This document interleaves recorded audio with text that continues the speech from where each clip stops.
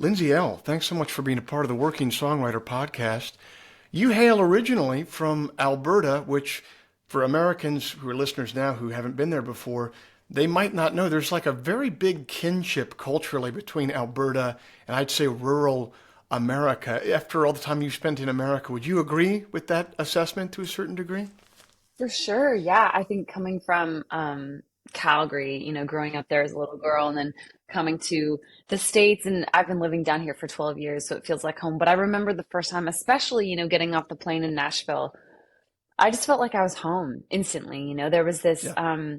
everything from the Southern hospitality here in Tennessee that's just so um, welcoming in so many ways to yeah, I mean lots of parts of the flyover states and in rural America remind me of home so much, from agricultural to the fields to even like the mountains being on the crest of your kitchen windows, and like Calgary reminds me a lot of Denver, and so I felt very much so at home the minute I Yeah, came here. I believe that. And then on the musical end, did you find that to be the same deal? What kind of music was kind of floating around your household there in Alberta that maybe you think wouldn't have been floating around if you grew up, let's say, in Chicago or Toronto or something like that? Yeah, I mean, there's definitely, touring around the world, playing in a lot of different countries, you for sure feel a difference to the artists who are popular in that country, to the music people listen to. I even feel it when we go to the UK. I'm like, well, who's that person? And they're like, oh, this is a massive artist over here. And I'm like, I've never heard of them before. And so I think you're always going to find that contrast whenever you switch countries or travel a lot. And so I for sure felt that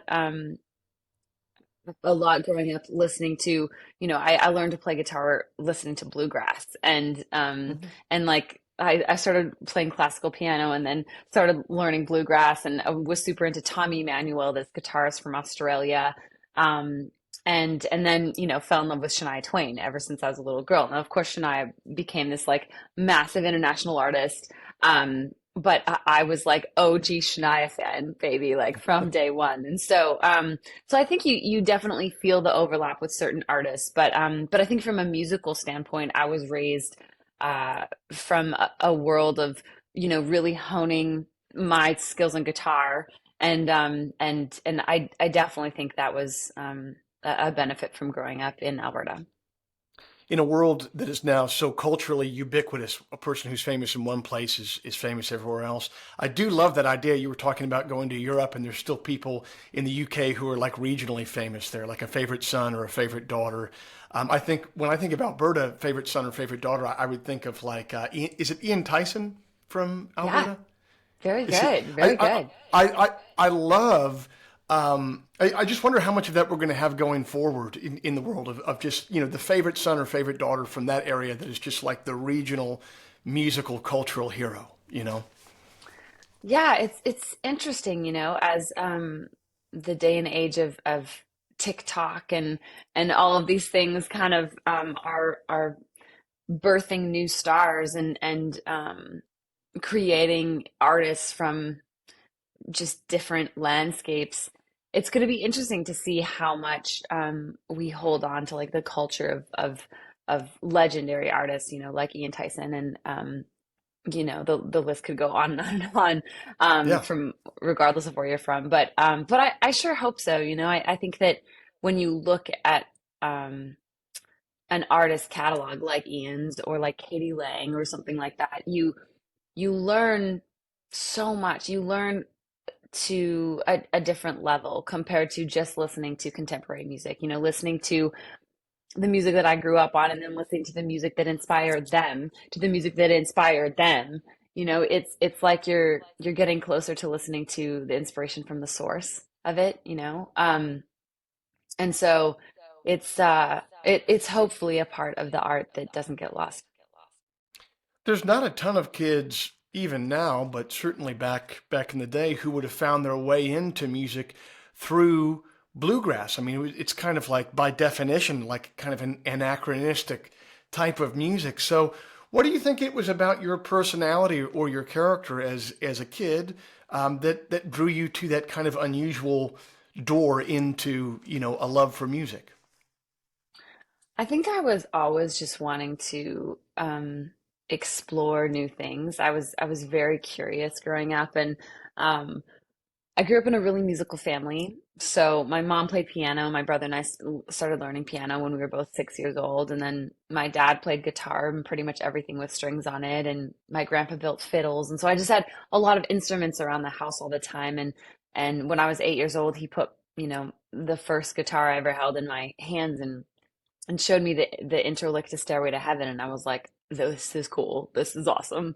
And I think that my curiosity just never got quenched, I feel like I still have that curiosity to this day, and I hope that I never lose that in a way. And so, Well, I don't mean to cut you yeah. off here, but I think this is an important point, and this might be jumping ahead a little bit. I couldn't agree with you more that like maintaining that curiosity is such an important thing. And you say you kind of hope that it remains, but you've been very prolific over the last 10 or 15 years. So it seems to me like you must have some practices in place that kind of like cultivate that curiosity. Is that the case? And if so, what do you do to cultivate that? Yeah, I think it's changed over the years for sure. When I was younger, it was more just like learning new songs that inspired me, and to a certain extent, I still pull from that place. But now, the fact that I call this my job and I do this every single day, it was really important to me early on. When I moved to Nashville 12 years ago, it was really important that I had a routine that I could, fall into, because it's so easy just as a job. You like wake up, go to work, and then go home, so to speak. And really, being an artist is an all-encompassing thing. It's 24/7. It's every day of the week. The work never ends. The work never stops. It never really begins and ends. It just is always. It always is. And so because of that, holding on to that space of where, you're curious, or your curiosity stays ignited, and you want to learn new things, and you want to practice, and you want to seek to be inspired. It became a process that, there were years that I was just traveling so much. Like Mm. my busiest year, I think we played 230 shows. I was on the road 285 days. And it was just like you're going at a pace that is so intense that it's really hard to like hold on to that curiosity piece, and Yeah. and wanting to stay inspired and wanting to seek to expand your brain. And so I think I've been through seasons of it, when we're like really, really hard touring. I don't think it's physically possible for the brain to always like be that sponge wanting to take things in.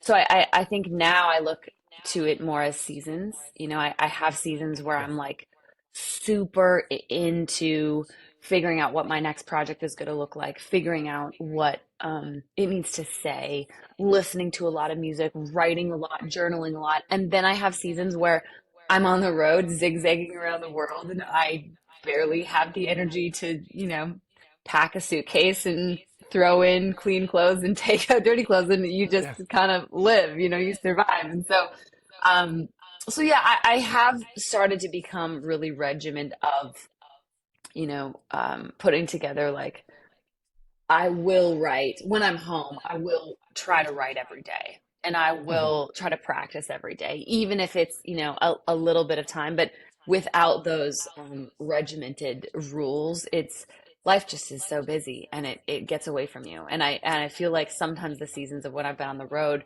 they just last forever. And then I'm like, wow, I haven't written a song in 2 months. And that's not the me that I want to, fall into. So it's changed a lot, and it evolves, you just kind of you roll with the flow of it. Nothing like to damper curiosity like being in a Love's truck stop 4 weeks in a row. I'm sure. So true. Or try, every day for Yeah. 4 weeks in a Yeah. row. That's what I'm saying. It's a whole different life. Yeah. Yeah, that's what I'm saying. Now, let me reverse a little bit. So you're this kid that is very kind of precocious into music first with classical piano. Then you kind of get lit on fire by this bluegrass music, the Tommy Emmanuel stuff. When does music? At what point does music start looking like something that you're not just? It's not going to be a hobby or a passion. It looks like it's going to be something that's going to be your career. When was that decision made? I remember I was 15 when I started looking at it in a different way. I started playing shows when I was 10 years old, and I just loved it so much. Like, it just brought me so much joy to get on stage and be able to share my art that would inspire somebody sitting in the audience. And I'm like, this is the coolest thing. This Yeah, exchange of passion and inspiration and connectiveness is just the coolest thing. And I just fell in love with it. I became obsessed with performing and writing and being able to share that. And so when I was 15, I remember becoming pretty serious with it at the time. I had worked with a guy by the name of Randy Bachman, and Randy became like another dad to me growing up. He's like taking care of business, and You Ain't Seen Nothing Yet, and These Eyes, and all of these like classic rock songs from the Guess Who and Bachman Turner Overdrive. And so Randy definitely knew how to write a song. He was probably one of the first people who actually taught me how to write a song.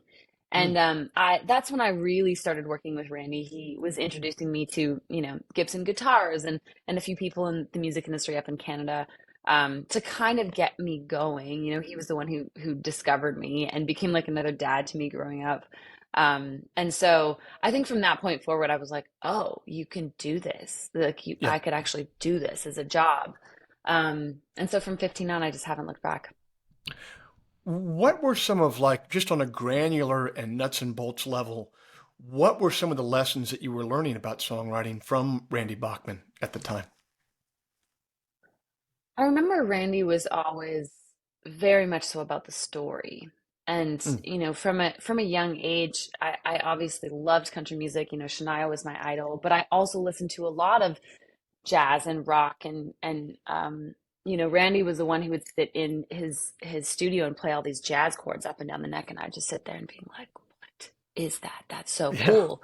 yeah, And, I knew who Stevie Ray Vaughan was and Eric Clapton, but I didn't really know their music. And Randy was the one who sort of opened up that musical chest for me and got me so intrigued about learning all these different chord shapes up and down the neck. And so the guitar nerd in me just ignited to a whole new level. Other than this like finger picking bluegrasser that I was just like, oh, electric guitar? That's badass. Like, that's amazing.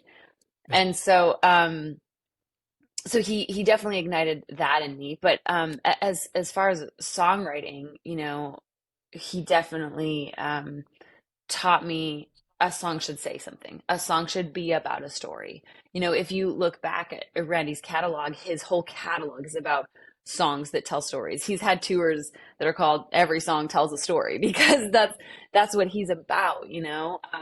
And so I think I learned that from a really early age, and I think that's why I felt so drawn to country music, because in country, every song does tell a story. It's about the message of it. I think now, as you're seeing the format of country music evolve, I think that the one prerequisite that I still feel in country music is a song needs to tell a story. It needs to have a message. It needs to say something. And sonically, you're hearing all these other instruments fall into country music that I love, and I love that country music is expanding and growing.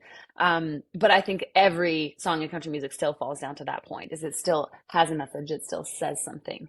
So I think I learned that very early from Randy when I was little, and as well as just song structure. There are no rules, and then there are actually all the rules, kind of, when you're learning about song structure. And I think Randy really was so helpful to me as a little girl learning how to write. Of like, okay, these are kind of the guidelines you want to follow, and then sometimes you're going to write a song where you're going to throw all of these rules out the window, and you're just writing a song, because there are no rules really, but there still are some rules. And so right, right. so I was fortunate to kind of be hip to that pretty early on. So, like, what would be an example of like one of those guidelines that you don't have to use all the time, but in general, you'd start with it unless you have a good reason not to? Yeah, I mean, kind of probably obvious to most people, like verse, chorus, bridge, chorus. Okay, so a lot of songs follow in this trajectory of sections, and you maybe want your pre to have certain kind of chordal structure. If you do have a pre-chorus in between your verse and chorus, you kind of want a certain chordal structure to set up your chorus. You want to go from like a 5 to a 1 chord. Maybe at the top of your chorus hits with a 1, and a nice 5 chord before that 1, and like sets it up beautifully. And so there are chordal transitions that can kind of be like the ta-da, this is coming next, and then we're Yeah. gonna go to a 1. Or you can have repetitive sections. He also taught me a lot about you know simple, like keep it simple, stupid, basically. Less Yeah. is totally more. And when I was young, like I would just, I wish I still had the brain of my songwriter when I was 10 years old, because I just Mm. didn't think about things the way I do now. I think that I overthink, and I try to edit myself way before I really need to. And when I was 10, Mm. I would just write. I would just like write Mm. whatever I thought was cool, and it seemed far less I don't know, heavier, Formal or in some way. Yeah. yeah, formal, or it felt like I could just do anything, and there was less of a fall if I needed to, if I took a left turn or something. And so, going back to Randy, he was very good at being like, okay, all of those things are great, but sometimes you want a little bit more structure, or maybe instead of your chorus having 10 lines, you have four, and so it's Yeah. like little things like that were amazing nuggets that I was very grateful for as being a young songwriter.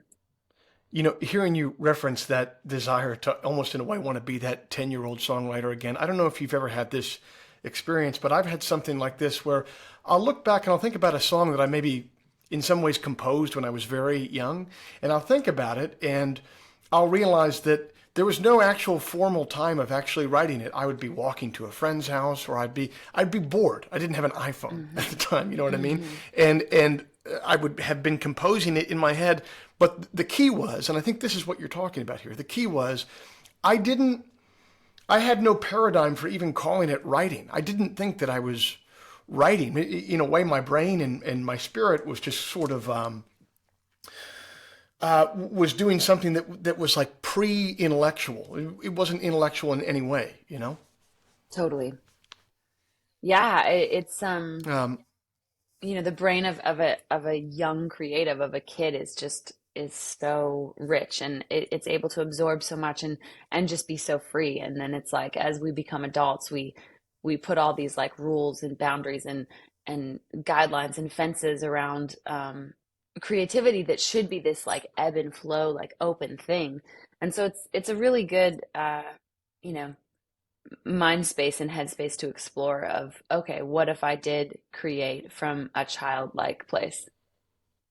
so you mentioned at a certain point you hit this point where you're doing 230 shows a year on the road for 280 85 days. When did that begin? Like, when did you strike out from home and begin playing on the road? How did that happen? How did you adjust to it? And what did you learn from it? I've been playing shows ever since I was little, like ever since I started playing when I was 10. I just sort of would book as many shows as I could, because I was like, well, eventually there's going to be someone in the audience who might see me play, who might be like, oh, that girl has something. And so I just felt like, Mhm. for, you know, in sake of numbers, if I play as much as I can, I will eventually meet the person who can connect the next step of my career or something. And so when I was 15, I bought a 15 passenger band van and like traveled all across the country playing shows, and just trying to like learn and hone my craft as a performer. And then I moved to Nashville, yeah, 12 years ago now. It feels like yesterday. And I was still Canadian, so I didn't have a visa yet to work, so I couldn't really make any money in the States. And so, um, I would just come down for 2 weeks at a time to write songs. And then I'd go back to Calgary and wait tables, and I was still going to school, and I'd play gigs to make enough money to buy another plane ticket to come down to Nashville to write songs for 2 weeks, in those 2 weeks I would write triples, which we call them in town. So you write a song from 10 till 2, you write a song from 3 till 5, you write a song from 6 till 9. And then I would go to writers' rounds at night to see these like incredible songwriters written all these massive hits. And I would go up to them afterwards and be like, "Hi, my name's Lindsay. Will you write a song with me?"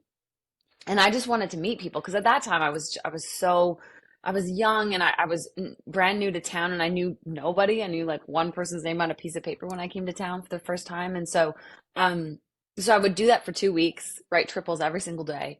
And then I would fly home to Calgary, make enough money to buy another plane ticket and come back. And I went back and forth for about a year and a half of doing that. Wow. And then I finally met the people who offered me my first publishing deal, my record deal. And from then on, it started became the whirlwind of, booking shows. And my first worldwide tour was with the band Perry. I remember we played 50 shows around the world, and I was like, this is incredible. This is amazing. And I was now getting paid to write songs at my publishing company. And gosh, from then until now, it literally feels like it's been a blink of an eye. What do you think is the most different? So you kind of face like this year and a half long period where you're coming down, you're writing these 3 songs a day for these 2 week bursts. You're putting a lot of time in the gym. You're putting a lot of shots up at the basket, right? So what do you think you learned the most? Like how was your songwriting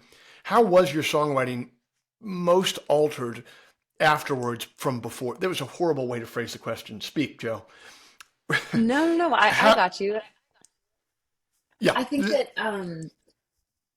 it was interesting because moving to Nashville, I had never co-written before. I had always just written by myself. And moving to Nashville, it's just such a way of doing things here, you know. It's definitely a part of the culture, and you have these lunchbox songwriters, they sort of call them, and where they literally go to these beautiful, cute little houses on Music Row and write songs every day. Bring their lunch, walk into the living room, and you'll see like the desk and all these writing rooms are houses and bedrooms in this house. I'm telling you, obviously nothing new, and probably everybody listening, nothing new, but yeah. So it's just co-writing is a part of the culture here, and you meet these songwriters and you who are strangers a lot of times. Like you are walking into these houses with people that you've maybe never met before, and then you're sitting in this room and pouring your heart out and being like, well, this is what's going on in my life. And then 3-4 hours, you come out of that room with a finished song. And it's just like the the way things work here. Of course, there's still a lot of people who write by themselves, but co-writing was such an art that it was very much so different for me to embrace and lean into. And now, I mean, 12 years later from that process, like I very rarely write by myself. I mean, I always Really? start ideas by myself, so I can bring ideas into a co-write. But if I have like a really great idea, I'm way more inclined to bring it to a few of my friends who have incredible brains and be like, all right, if I have this cool idea, if I bring it to my cool friends with amazing brains, then they're going to put their brain power on this, and this idea is even going to become better, going to become even better. And so, um, co-writing has been the major change, I would say, as well as just, being an artist who, wants to get their song on the radio, especially within the confines of country music, um, changed me as a songwriter a lot. And I feel like I've ebbed and flowed through different seasons of that as well. When I was really young coming to town, I felt like I was just so inspired to get something on the radio. I was like, okay, what's going to get on the radio? And so I was finding I was like writing a lot more of like what was going to get on the radio, and I was being told to write what was going to get on the radio up until the point of, I just left my record deal of 10 years, and I feel like I got so drawn into that thing, like, write what's going to get on the radio, that I lost like writing for Lindsay and writing for myself. And so it's been a beautiful sort of 180 over the past couple of years of like coming back to the thing that makes me want to get out of bed in the morning, and the reason why I do music and the reason why I love performing, and that's the place I'm writing from right now. That's great to hear because often you hear one thing from either side. You hear it from the side that is completely commercial, like you're talking about. That's just right for the format of country radio, and then the other side that you hear from is the completely indie side, which is anything that is not completely your own subjective, authentic, usually kind of abstract piece of art is not legitimate in any way. And the older I get, the more I would kind of reject both of those sentiments and find, I think the greatest artists really find this marriage of what is beautiful about them in an individual and subjective way, and then what universalizes that and brings it to as many people as possible. And I just think it's beautiful that it sounds like you're at that synthesis stage of your journey there. Yeah, and I think that synthesis spot, the sweet spot of those two places, um, changes all the time, and it's not like a finite place. It's like a little bit this side, and then a little bit this side, and then a little bit this side, and so I think it's a matter of just always coming back to like what feels right, and then keeping that, Hmm. as you said, universal place in mind, and hoping to land somewhere in the middle of it. Well, sure, and also for getting feedback, I think you can obviously speak for yourself, but I think having people in your life that you can trust to give you good advice about what would universalize it, rather than completely sanitize it and take any of your own authentic input out of it. You know, Yeah, um, absolutely. And so that is also a delicate place because when I was a baby little artist coming to Nashville, I think I got so much advice from so many talented people, and it was really great advice, but sometimes you can take in that advice more than listening to your own like artistic voice.